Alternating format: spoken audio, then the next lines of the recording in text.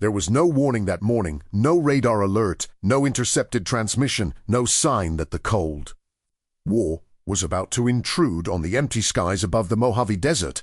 And yet, on November 15th, 1967, one of the most important lessons of the hypersonic age was written in silence. What failed that day was not a missile shield or an early warning system. What failed was the belief that the future could be controlled once it was fast enough. For years, engineers and strategists had convinced themselves that speed was power, and that power meant security. But high above the desert, inside a cockpit sealed from intuition and stripped of reference, that assumption quietly collapsed. The aircraft was the North American X-15, a machine that did not fit comfortably into any existing category. It was not quite an airplane, and not quite a spacecraft. It operated in a narrow band of altitude where air was too thin for conventional flight but too dense for orbital mechanics. This was the realm where equations replaced instincts and where mistakes could not be corrected.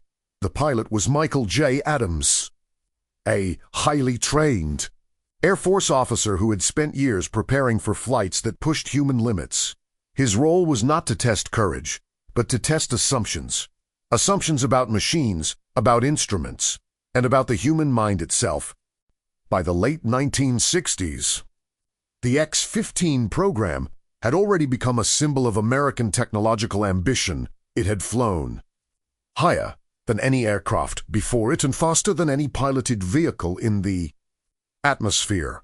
It had delivered data from regions of flight that previously existed only in theory to the public.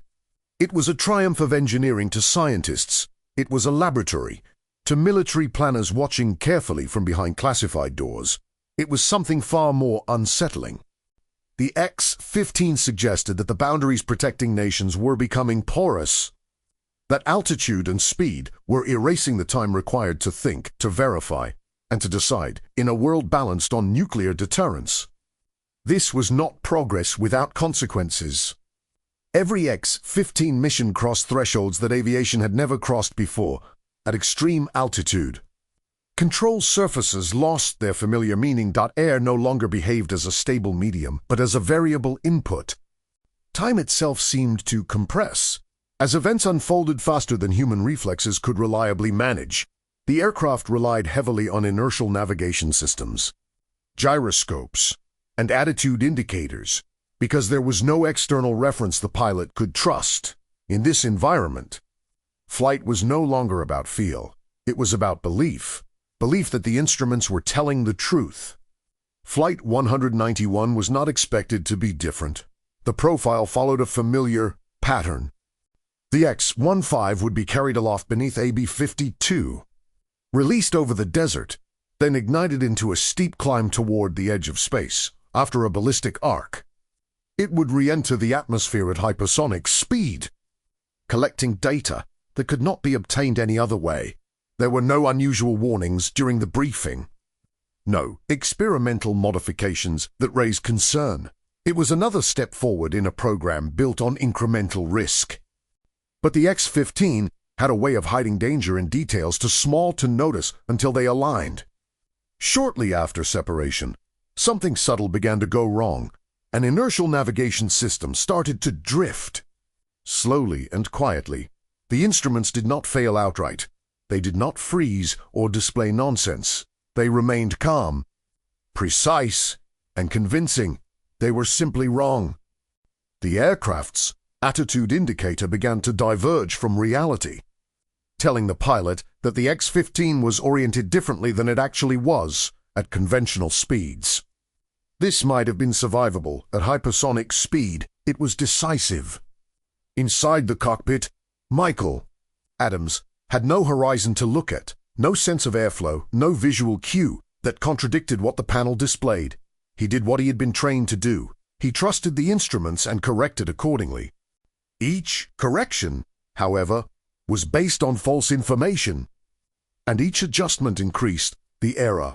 The aircraft began to deviate further from controlled flight. By the time ground controllers recognized that telemetry no longer matched expectations, The X-15 was already descending at an incorrect attitude, to steep, to fast, and with no margin left. At Mach 5 and beyond, the X-15 ceased to behave like an airplane.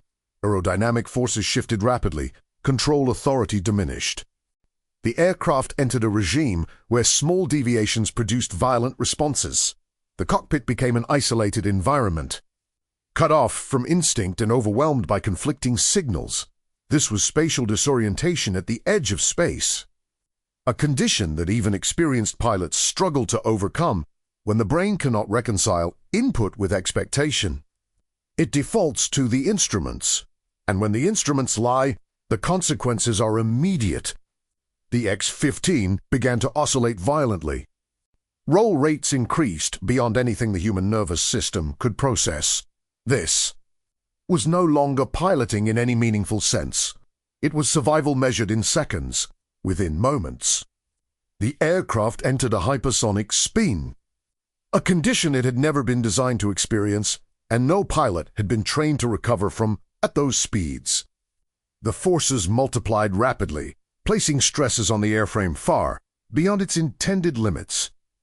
The X-15 had been engineered to withstand extreme heat, intense acceleration, and structural loads that no conventional aircraft could survive, but it had not been designed for chaos as the spin intensified.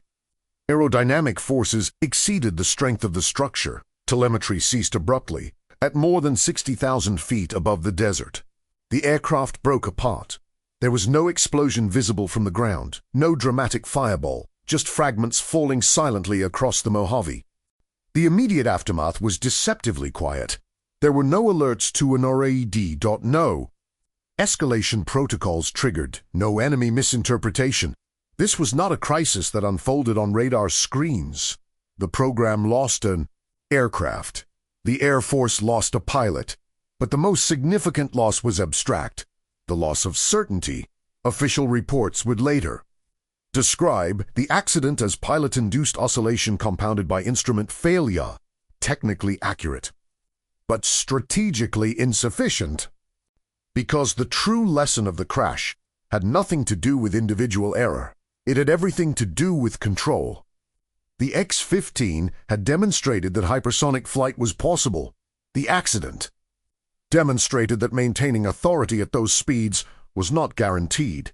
The data revealed an uncomfortable reality at the extreme edge of the flight envelope.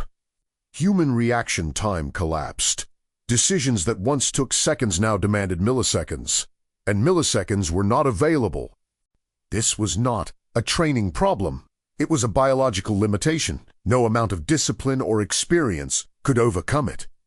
This realization did not remain confined to test pilot debriefings and engineering analyzers. It reached defense planners and strategists who understood its broader implications. If an experienced pilot could lose situational awareness in seconds during a controlled test flight, what would happen under combat conditions? If a hypersonic vehicle deviated unexpectedly, was there time to recover? And if such a vehicle appeared on enemy radar, was there time to determine whether it was experimental or hostile before responding? Speed did not merely enhance capability, it erased decision space. The Soviet Union never received a full technical explanation of the accident. They did not need one. Soviet intelligence already viewed American experimental programs as indicators of future weapons development. A crash during testing did not signal failure. It signaled willingness to accept risk, and in the Cold War, risk tolerance was indistinguishable from intent. In Moscow, the X-15 remained a symbol not of loss, but of ambition. That perception influenced planning, interceptor development, and strategic anxiety far beyond the desert where the aircraft fell apart. After 1967, the tone surrounding the X-15 program subtly changed. Flights continued, and valuable data was still collected, but the urgency diminished. The program had reached a natural boundary. Not because it failed, but because it revealed how dangerous the next step would be. The accident forced a reassessment of assumptions. How much control could a pilot realistically maintain? How reliable could instruments be in near space? How much error could be tolerated when reaction time approached zero? These were no longer purely technical questions. They were questions that touched the stability of deterrence itself. The influence of the accident extended quietly into future aerospace programs. Designers emphasized automation and redundancy, not for convenience, but out of necessity. Unmanned systems became increasingly attractive, not because they were cheaper, but because they removed biological limits from the equation. The lesson of the X-15 was clear. Hypersonic capability was destabilizing, not because it guaranteed dominance, but because it allowed no recovery. Once something went wrong, there was no time left to fix it. Michael Adams was posthumously awarded astronaut wings. His flight crossed the recognized boundary of space. But his loss became something far more consequential than a tragic footnote. It became a warning embedded in technical reports and accident analyses. A reminder that progress carried costs that were not always visible. The X-15 had shown what was possible. The accident showed what was uncontrollable. During the Cold War, disaster did not always announce itself with alarms or missile launches. Sometimes it arrived quietly, in the form of a drifting instrument, a delayed correction, and a machine moving faster than the human mind could follow. The X-15 never carried weapons.